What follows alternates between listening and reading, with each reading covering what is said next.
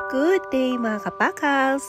It's Sunday and sa gabing ito ay kakain kami sa Skyview ng Blue Lotus Hotel dito sa may Ecoland Drive. Balitaan namin na meron silang barbecue night this October. For as low as 270 pesos, meron ka ng combo meal. Sinama namin si Ate Casey dahil ang mami at daddy niya ay nasa Manila ngayon. At si Kuya Jai naman ay hindi na sumama sa amin dahil may date siya. Napaka-relaxing nga dito mga kapakals, mahangin at nasa rooftop tayo, kita natin ang Davao City dahil overlooking siya. Lang din ang kanilang mga combo meal. May mga meal din naman na mapagpipilian na swak sa budget. Good for sharing na. At kapag kadalawang combo naman ang binili mo, ay may isang free na Coke in can. Kita nyo naman mga kapakals, may serenade night pa dahil minsan may live band at ngayon hinaharana kami ng acoustic singer. This is the right spot talaga para sa mga mami, daddy, titos, titas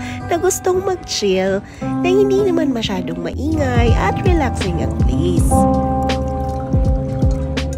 Tanyo, may pa-free soup pa sila at napakasarap nito ha.